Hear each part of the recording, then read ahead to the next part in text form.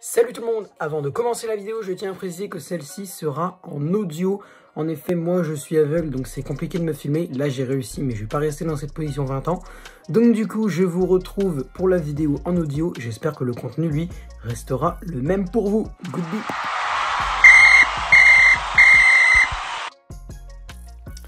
Salut tout le monde, c'est le football à l'aveugle. On se retrouve aujourd'hui pour un nouveau débrief, le débrief du match entre le PSG et l'AS Saint-Etienne qui vient tout juste de se terminer. Les Parisiens se sont imposés 3-1 face à l'ASSE, 16e du championnat. Je crois qu'ils sont toujours 16e d'ailleurs. Le PSG, lui, est premier avec donc 62 points. Victoire du Paris Saint-Germain sur une ouverture du score de Denis Bouanga, pourtant à la 16e minute de jeu, mais le PSG égalise à la 42e par Kylian Mbappé sur une passe décisive de Lionel Messi. À la 47e, Mbappé remet le couvert sur pareil, une passe de Léo Messi. Et à la 52e, sur une passe de Kylian Mbappé cette fois, c'est le Portugais Danilo Pereira qui marque finalement pour le PSG pour donner cette victoire 3-1. Du côté du Paris Saint-Germain, qu'est-ce qu'on a pu observer? Déjà une équipe parisienne qui pour moi a été convaincante, mais attention quand même parce que mine de rien, il y a eu quelques petites erreurs. Pardon. Je pense notamment aux 40 premières minutes parce que Paris a été assez intéressant sur le premier quart d'heure avec quelques tentatives offensives, mais derrière par contre c'était moins bien parce que le PSG se faisait encore déborder. D'ailleurs, but de Bouanga à la 16e, ça colle avec ce que je dis.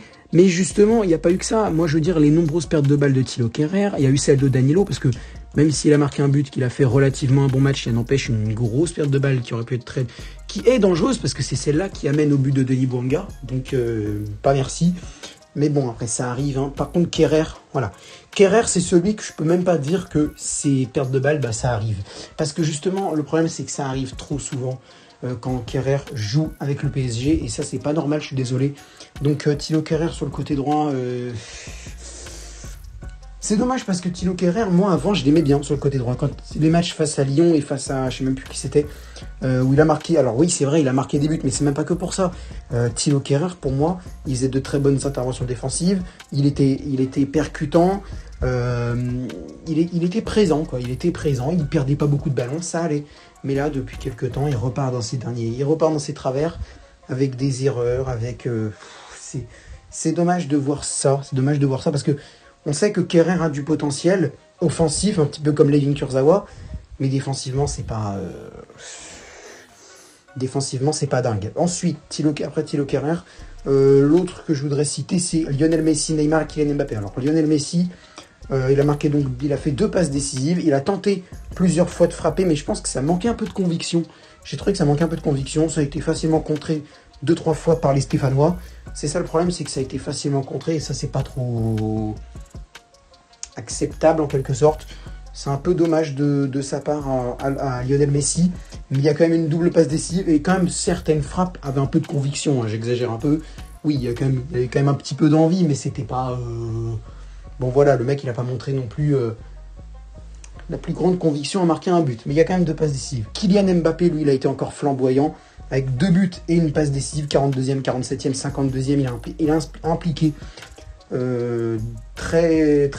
avec une grande importance sur les 3 buts du PSG, double buteur sur les 2 premiers, puis passeur décisif sur le 3e, donc bravo Kylian Mbappé. Du côté de Neymar, alors un petit mot quand même sur Mbappé, il n'a pas été dingue en première mi-temps. Oui, il y a un but à la 42e, mais justement c'est à la 42e.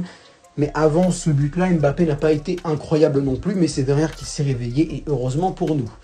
Du côté de Neymar, alors Neymar, j'ai trouvé intéressant, parce que Neymar, il a beaucoup percuté, il a tenté des trucs, il a tenté de frapper. Quand même, Paul Bernardoni a fait un bon match, il faut le dire, Paul Bernardoni a fait un bon match. J'aurais bien aimé que Neymar soit décisif, un petit peu comme Messi et Mbappé, et Danilo, du coup, l'ont été. Bon, il n'a pas réussi Neymar, mais en tout cas, je pense que avec son match face à Nantes, parce que oui, pour moi, il a été l'un des rares Parisiens à être bon face au FC Nantes. Vraiment, si tu arrives un jour et tu dis « Hey, j'ai été bon à la 25e journée de Ligue 1 saison 2021-2022 face au FC Nantes », je pense qu'ils sont que 2-3 à pouvoir prétendre avoir été à peu près corrects. Et encore, ça dépend de l'avis de certains supporters. Moi, je suis clément avec Neymar et avec Verratti, mais t'en as d'autres. Moi, j'écoutais un espace audio sur Twitter samedi dernier, personne n'était bon. Selon certaines personnes, il n'y avait aucun des joueurs qui était bon. Ils étaient tous mauvais. Bon, bah écoute, voilà, c'est la vie, hein, moi je respecte. C'était pas mon avis, mais je le respecte. Du coup, maintenant, l'objectif, bah, ça va être de continuer sur cette même lancée, ce serait bien. Lionel Messi, si tu peux continuer à mettre des passes décisives, bon, il a marqué 2 buts, c'est pas ouf, mais n'empêche qu'en passe décisive, il est chaud. Donc si tu veux continuer à faire des passes décisives, le temps de trouver le chemin des filets, il n'y a pas de problème, franchement, il n'y a absolument pas de problème. Mbappé, si tu peux continuer à marquer des buts, il n'y a pas de problème. Mbappé qui est à 14 buts à égalité avec Wissam Ben Yedder, donc ils sont tous les deux meilleurs buteurs de Ligue 1 actuellement. Avant la journée de demain, la journée de dimanche, avec un live pour moi, 3 Marseille, les gars, donc à partir de 16h40, je serai en live pour 3 Marseille, ou 16h50, je verrai. Bref, sur ce, merci de m'avoir suivi pour cette vidéo. N'hésitez pas à lâcher un like à cette vidéo, à commenter, à partager et à vous abonner. Le plus important, les 4, c'est pour moi commenter. N'hésitez pas à me donner votre avis. Je veux connaître votre avis à vous sur ce match pour en débattre justement avec vous. Bref, c'est la fin de cette vidéo. Merci de m'avoir suivi et à demain pour le live.